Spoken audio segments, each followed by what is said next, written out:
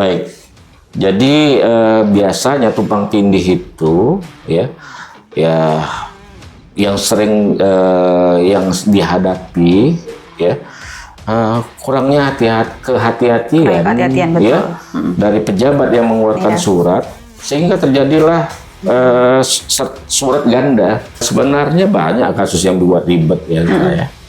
Salah satunya tumpang tindihnya kepemilikan tanah misalnya tumpang tindih ya. Itu sering sering terjadi tumpang tindih yang terkait dengan kepemilikan tanah yang ada di Indonesia.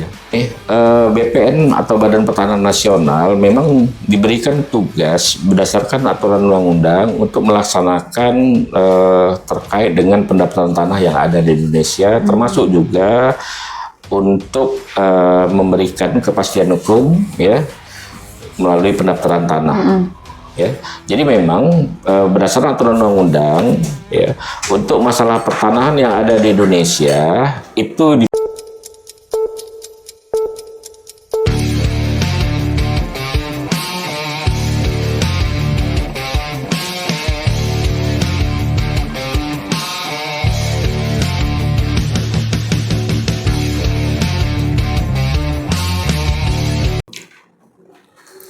Assalamualaikum warahmatullahi wabarakatuh. Halo Sobat Suara Fahum UMSU, welcome back di podcast kita, podcast Suara Fahum UMSU. Nah, ini merupakan podcast resmi dari Fakultas Hukum Universitas Muhammadiyah Sumatera Utara. Jadi teman-teman jangan lupa untuk subscribe kanal YouTube kita dulu ya, podcast Suara Fahum UMSU, karena akan selalu ada episode-episode menarik ya, dan kita akan selalu kedatangan narasumber yang luar biasa juga pastinya. Nah, kembali lagi bersama saya Beta Permata Putri yang akrab dipanggil Tata, host yang akan kembali menemani kalian di episode kita kali ini di season 2 tentunya. Nah, teman-teman seperti biasa nih, kita bakal ngobrol santai tapi tetap ada insight ya tentang hal-hal yang sering kita temui mungkin sehari-hari. Nah, jadi hari ini lagi-lagi kita kedatangan sumber yang luar biasa. Beliau ini merupakan seorang praktisi hukum ya yang aktif sebagai notaris gitu. Siapa beliau? Ini dia Bapak Dr. Muhammad Yusrizal SHMKN. Halo Bapak. Halo Tata. Apa kabarnya Pak? Alhamdulillah baik. Alhamdulillah baik. Pak, ini enaknya dipanggil apa nih Pak? Yusrizal, Barizal gitu, karena saya baru pertama kali bertemu dengan Bapak ini. Yang enak aja lah. Pak Rizal boleh, Pak Rizal boleh, Pak Yusrizal pun boleh ya Pak. Gimana kabarnya, luar biasa atau biasa aja Pak hari ini? Luar biasa walaupun hari hujan hari ini. Iya ya Pak. Tapi Medan ini tetap hangat lah kita hari ini kan. Iya. 2 hari ini hujan terus ya Pak ya? Iya gitulah. Cuaca lagi nggak mendukung ya. Betul. Gimana Pak perasaannya datang ke podcast kami Pak? Alhamdulillah sudah diberi kesempatan diundang untuk mengisi podcast kita hari ini. Senang ya Pak ya? Ya senang. Terima kasih lah Pak sebelumnya karena sudah menyempatkan dan memberikan waktunya untuk podcast Suara Fahum UMSU ini. Nah teman-teman, topik kita kali ini ya cukup menarik. Sebenarnya setiap hari topik kita selalu menarik ya teman-teman ya. Nah jadi kali ini topik kita mengenai hukum pertanahan. Kita akan bincang-bincang langsung dengan ahlinya nih ya. Nah baik langsung saja nih Pak ya. Tapi sebelum kita lebih dalam Pak mengenai topik kita kali ini, berbicara mengenai hukum pertanahan ya kan Pak. Sebenarnya Pak, apa yang dimaksud dengan hukum pertanahan itu sendiri Pak? Kenapa sih Pak penting banget mempelajari hukum pertanahan itu buat kita gitu Pak? Oke, baik, terima kasih Tata. Bisa saya sampaikan terkait dengan hukum pertanahan, ini adalah sekumpulan peraturan yang mengatur terkait dengan tanah dan mengatur hubungan tanah dengan orang. Begitu juga mengatur bagaimana cara memperoleh hak atas tanah, kemudian mengatur juga bagaimana cara-cara peralihan hak atas tanah. Kemudian juga mengatur terkait dengan subjek pemilik hak atas tanah. Dan inilah mengapa kita hukum tanah itu dianggap penting, karena memang ya setiap masyarakat itu sudah pasti kita ketahui mereka memiliki tanah untuk tempat tinggalnya. Betul. Sehingga masyarakat dalam hal ini juga agar mendapatkan kepastian hukum, mereka sudah pasti memerlukan bukti tanda kepemilikan hak atas tanahnya. Betul. Jadi terkadang memang banyak masyarakat yang belum paham, yang belum mengerti bagaimana cara-cara memperoleh hak atas tanah yang benar menurut peraturan hukum yang berlaku di Indonesia sendiri. Itu dia. Jadi sangat penting karena agar masyarakat itu paham ya Pak. Iya, harusnya masyarakat paham dia bagaimana cara memperoleh hak atas tanah yang benar. Iya. Ya, Cara bagaimana mendapatkan kepastian hukum untuk tanah hukumnya. mereka gitu ya Pak ya. Iya. Iya, begitu ya teman-teman, penting sekali untuk teman-teman mengetahui bagaimana hukum pertanahan itu ya Pak ya. Nah Pak, kalau soal aturan tanah di Indonesia itu sendiri Pak, yang paling dasar itu apa aja Pak? Jadi hukum tanah kita itu sampai sekarang itu diatur di dalam Undang-Undang Pokok Agraria, Undang-Undang Nomor 5 Tahun 1960, yang kemudian dalam pelaksanaannya banyak turunan-turunannya, ya, seperti diatur dalam peraturan pemerintah, kemudian juga diatur di dalam peraturan Menteri Agraria yang mengatur terkait dengan pertanahan yang ada di Indonesia. Jadi bisa dibilang sebenarnya Undang-Undang Agraria itu ya lahir sejak tahun 1960, ya, memang sudah cukup lama. Iya, sangat ya. lama itu Pak ya. Itulah, ya, cukup lama sehingga dengan kondisi dan keadaan masyarakat yang sekarang Yang dinamis ya Pak. iya, yang dinamis ini dianggap sudah tidak lagi sesuai dengan kondisi dan keadaan masyarakat yang ada sekarang ini. Ya, jadi memang perlulah kemudian Undang-Undang Pokok Agraria itu dilakukan perubahan-perubahan untuk menyesuaikan dengan kondisi dan keadaan masyarakat yang ada pada saat sekarang ini. Ya, jadi menyesuaikan gitu ya Pak. Ya, harusnya begitu. Ya, betul sekali. Nah, tanah itu kan ada macam-macam ya Pak. Iya. Kan, tanah itu ada macam-macam statusnya. Nah, kalau bedanya hak milik, terus HGB atau hak pakai itu apa aja Pak dari ketiga itu? Ya, memang di dalam Undang-Undang Pokok Agraria itu mengatur beberapa hak, ya. Ada hak milik, hak guna bangunan, hak guna usaha, ya, hak pakai misalnya, dan hak-hak yang lain. Iya. Ya.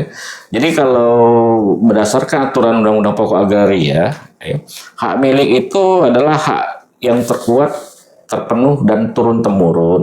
Ya, artinya berbeda dengan hak-hak yang lain, ya, di mana seperti hak guna bangunan, ya, hak guna bangunan itu hak yang diberikan untuk mendirikan bangunan di atas tanah milik orang lain, gitu ya, atau hak pakai misalnya hak yang diberikan kepada seseorang atau badan hukum di atas tanah milik orang lain atau tanah negara yang dipergunakan sesuai dengan apa yang diperjanjikannya. Di hak milik, ya, hak milik itu hak terkuat karena memang dia adalah hak yang paling tinggi di antara hak-hak yang ada di dalam Undang-Undang Pokok Agraria. Iya. Ya, jadi seperti di hak milik tidak ada jangka waktunya. Iya, ya. iya. Kalau di hak guna bangunan misalnya, ya, Ada jangka waktunya 30 tahun, kemudian dapat diperpanjang 20 tahun, kemudian ketika habis masa perpanjangan dapat diperbarui kembali. Diperbarui kembali ya, Iya. Pak ya? Berarti setelah 30 tahun, setelah nanti diperpanjang 20 tahun, kemudian setelah habis masa perpanjangannya dapat diperbarui kembali. Artinya tergantung dari si pemilik hak tersebut apakah masih mau memberikan haknya tersebut kepada pihak tersebut atau tidak, gitu ya. Kemudian kalau hak milik, ya, ketika si pemiliknya meninggal dunia, maka haknya itu tidak akan berakhir, akan tetapi beralih kepada ahli warisnya. Ahli waris. Iya. Nah, ini akan berbeda kalau kita lihat di dalam hak guna bangunan. Misalnya, ketika subjek pemegang hak bangunan, ya, suatu badan hukum misalnya bubar, maka dengan demikian hak guna bangunannya juga akan berakhir seketika. Ya, nah, itulah perbedaannya. Jadi mohon maaf Pak, kalau dari sisa waktunya gitu tetap tidak bisa dialihkan gitu ya Pak ya? Ya kalau memang habis hak, gitu ya? pemegang haknya misalnya suatu badan hukum PT tadi bubar, perseroan terbatas misalnya bubar, maka dengan demikian juga ya hak guna bangunannya tersebut akan berakhir dengan seketika. Nah, kalau di hak milik, ketika pemegang hak miliknya meninggal dunia, maka haknya tersebut akan beralih kepada ahli warisnya. Nah, jadi dia turun temurun dia terus, tidak ada jangka waktunya. Jadi nggak ada jangka waktunya. Nggak ada, itu yang membedakan ya. Yang membedakan. Di antara, tapi memang banyak terkadang orang kan begini, ketika dia membeli suatu properti misalnya, ya dari developer ya, yang ya kita harus ketahui juga ya, developer itu sebagai badan hukum perseroan terbatas, maka di dalam peraturan Undang-Undang Pokok Agraria perseroan terbatas tersebut bukan sebagai pemegang subjek hak milik. Maka dengan demikian ketika kita membeli dari developer tadi, perumahan tadi, maka diberikanlah kepada kita dengan status hak guna bangunan. Status hak guna bangunan. Ya, tapi itu bukan berarti ya tidak bisa ditingkatkan menjadi hak milik. Nah, ketika kita membeli dari properti tadi, maka sekarang pemiliknya sudah yang baru, yaitu adalah orang perorangan yang di dalam Undang-Undang Pokok Agraria dapat menjadi subjek pemegang hak milik. Artinya kita tinggal meningkatkannya saja nanti menjadi hak milik, ya, dibawa ke kantor pertanahan untuk meningkatkan status hak guna bangunan menjadi hak milik. Itu dia. Jadi antara ketiganya itu pokoknya yang terkuat ini hak milik Hak itu ya Pak ya, milik, statusnya ya Pak ya. benar. Jadi Pak kalau misalnya orang mau ngurus hak atas tanah itu Pak, itu gimana Pak? Ribet nggak? Ya sebenarnya Langkah awalnya mungkin Pak seperti apa gitu. Teman-teman pasti di luar belum pada tahu ya. Iya. Jadi sebenarnya memang banyak persepsi yang timbul di masyarakat mengurus tanah. Sertifikat tanah itu ribet. Iya, ribet. Ya. Tapi sebenarnya sekarang kantor pertanahan sudah melakukan reformasi di bidang pelayanan terkait pendaftaran tanah, ya. Memang butuh proses-proses secara administrasi yang harus dilalui. Agak panjang gitu ya Pak? Ya, cukup panjang memang, tapi tidak membuat ribet sebenarnya. Ya, karena memang dengan reformasi di bidang pertanahan yang dilakukan oleh kantor pertanahan, sudah ada pelayanan di loket-loket terkait dengan pendaftaran tanah. Jadi informasi-informasi terkait pendaftaran tanah yang dilakukan oleh kantor pertanahan, ya itu sudah mudah untuk mendapatkan informasi melalui loket-loket yang disediakan di kantor pertanahan. Oh, sudah ada sekarang seperti apa ya? Sudah, cuma kadang masyarakat kita ini nggak mau ribet gitu. Iya, nggak mau ribet. Iya, maunya yang gampang-gampang gitu, instan itu. Oke Pak, jadi peran dari BPN itu sendiri sebenarnya apa Pak? Kenapa semua ya kan urusan tanah itu kayaknya mesti lewat dari mereka gitu Pak? Ya baik. Jadi begini, BPN atau Badan Pertanahan Nasional memang diberikan tugas berdasarkan aturan undang-undang untuk melaksanakan terkait dengan pendaftaran tanah yang ada di Indonesia, termasuk juga untuk memberikan kepastian hukum ya melalui pendaftaran tanah. Ya, jadi memang berdasarkan aturan undang-undang ya untuk masalah pertanahan yang ada di Indonesia itu diberikan tugas kepada kantor pertanahan ya. Jadi dalam hal ini memang ya kantor pertanahan lah yang melakukan ya terkait dengan administrasi di bidang pertanahan yang ada di Indonesia yang kemudian memberikan tanda bukti haknya kepada masyarakat sebagai pemegang hak atas tanahnya. Jadi kalau kita lihat memang di masyarakat itu ada orang yang memegang surat camat misalnya ya, surat desa misalnya. Itu sebenarnya adalah dasar kepemilikan tanah ya. Atas dasar itulah kemudian masyarakat dapat mendaftarkan tanahnya ke kantor pertanahan. Jadi itu surat camat, surat desa ataupun surat-surat lama yang berasal dari tanah ulayat itu kemudian didaftarkan ke kantor pertanahan untuk mendapatkan bukti hak atas tanahnya. Untuk mendapatkan bukti hak atas tanahnya gitu ya Pak. Berarti kalau kita bicara mengenai bukti hak atas tanah itu Pak, kenapa sertifikat tanah itu sangat begitu penting Pak? Apakah tidak cukup hanya kwitansi jual beli aja Pak? Ya, itulah bukti ya, sebagai bukti tanda kepemilikan hak atas tanah yang kita miliki. Ya, sama seperti misalnya kendaraan bermotor itu ada BPKB ya. Di bidang pertanahan kepada pemiliknya diberikanlah sertifikat sebagai tanda bukti kepemilikannya.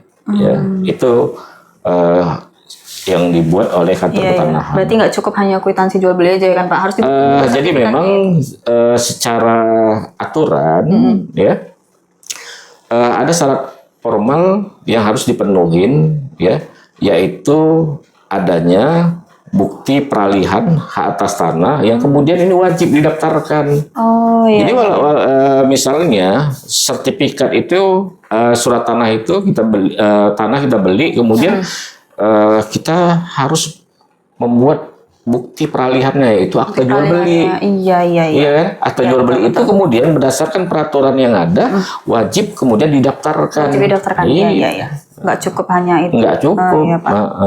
Harus didaftarkan gitu ya. Oke. Masalah tanah yang mungkin paling sering bikin ribet itu biasanya tentang apa itu Pak? Maksudnya yang ribet gimana kata? Masalah tanah, kasus-kasus pertanahan di Indonesia gitu yang menurut Bapak sejauh ini paling ribet nih gitu. Sebenarnya banyak kasus yang dibuat ribet ya. Salah satunya tumbang tindihnya kepemilikan tanah misalnya. Iya, tumbang tindih ya. Itu sering ya. Sering terjadi tumbang tindih yang terkait dengan kepemilikan tanah yang ada di Indonesia. Begitu juga nanti misalnya terkait dengan sengketa waris misalnya gitu ya. Jadi artinya begini, ketika ada sengketa biasanya dalam hal ini pihak kantor pertanahan tidak akan menerima permohonan yang diajukan masyarakat. Artinya pihak kantor pertanahan haruslah kemudian menyarankan kepada masyarakat untuk terlebih dahulu menyelesaikan ya sengketa yang terjadi atas tanah tersebut gitu. Nah kalau sudah ada sengketa yang seperti Bapak bilang tadi Pak, langkah menyelesaikannya itu yang paling umum itu apa aja Pak?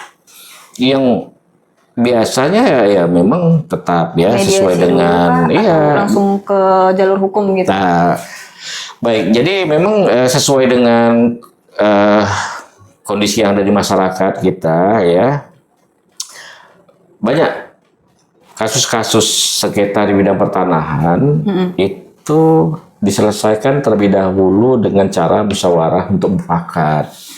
Tetapi memang ketika musyawarah untuk mufakat tidak tercapai, langkah terakhir yang diambil terjadilah gugatan. Saling gugat orang itu. Nah, jadi memang upaya hukumnya tetap dilakukan mediasi lebih dahulu. Cuma kadang banyak masyarakat yang tidak puas, ya kan, akhirnya sampailah saling gugat. Gitu. Tadi kan Bapak bilang kejadian paling sering itu adalah tumpang tindih gitu kan Pak? Iya. Nah itu gimana Pak? Kenapa sering banget kejadian kan Pak? Kejadian tumpang tindih atau udah orang yang punya sertifikat yang sama, di lokasi yang sama gitu? Baik. Jadi biasanya tumpang tindih itu ya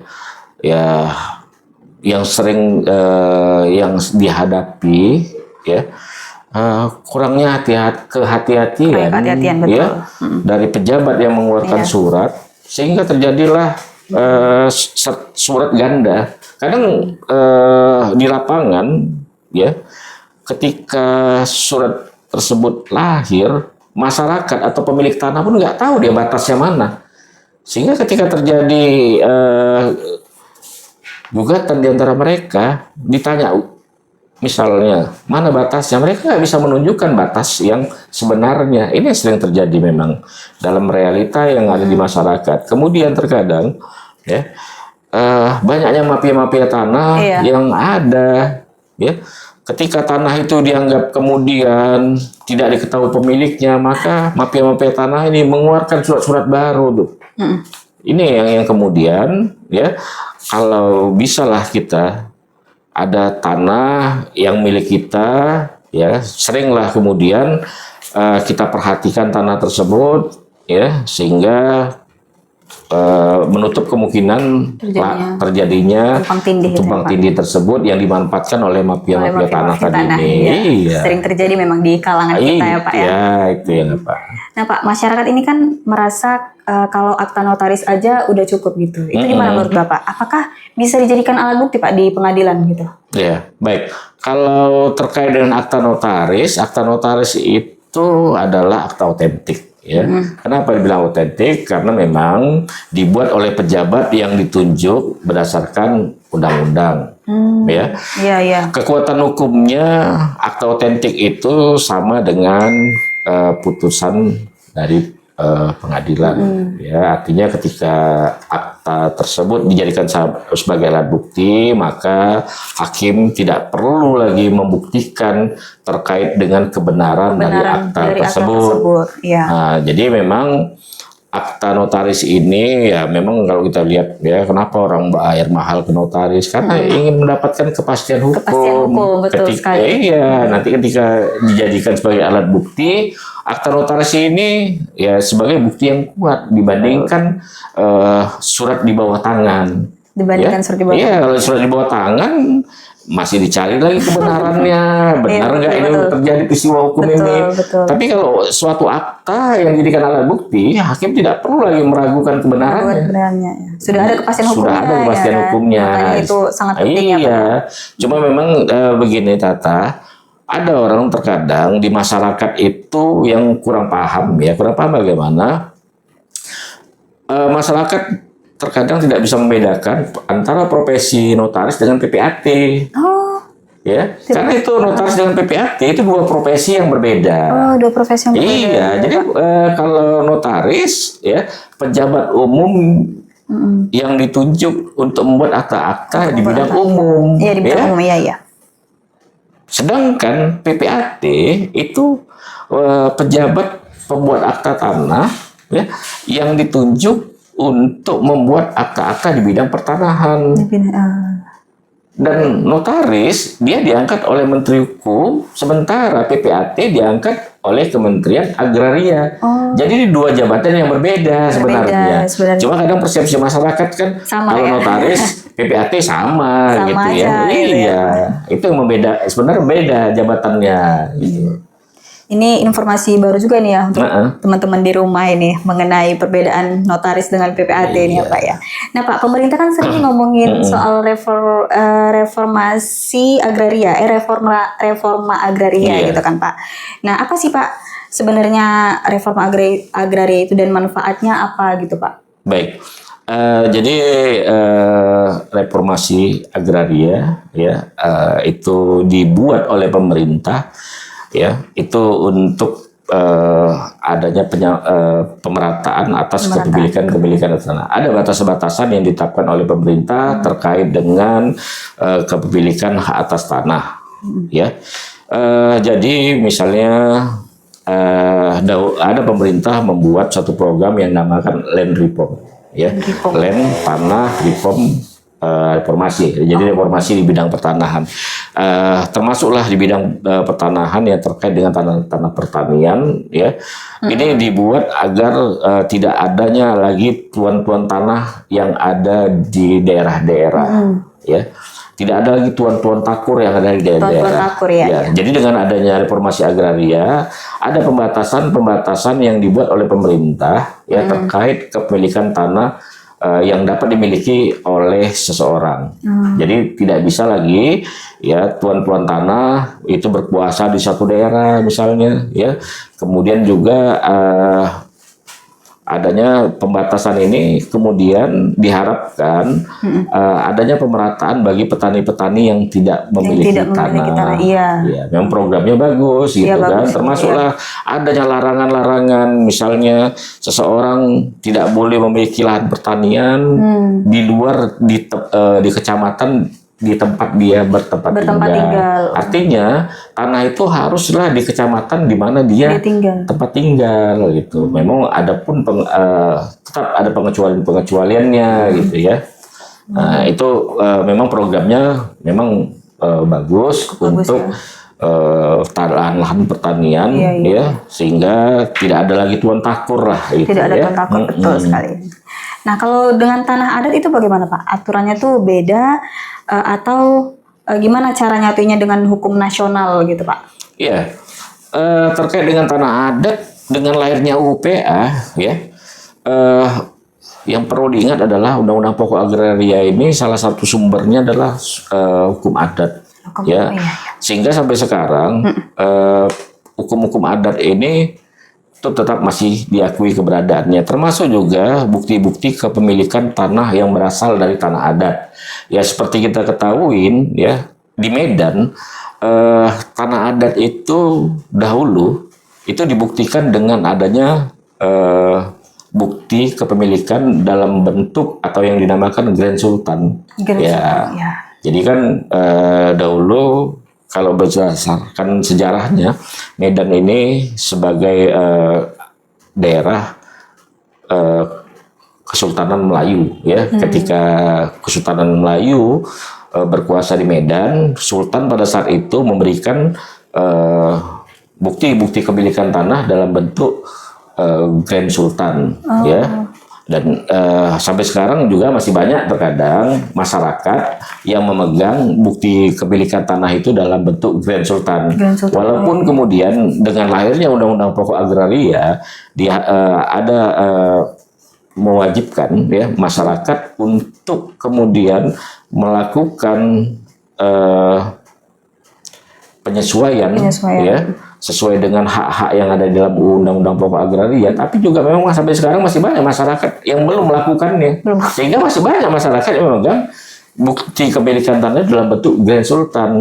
Jadi kalau di Jawa misalnya, ya namanya beda lagi nanti. Beda lagi namanya namanya nanti di misalnya di Jawa itu ada istilah letter C, petu, giring.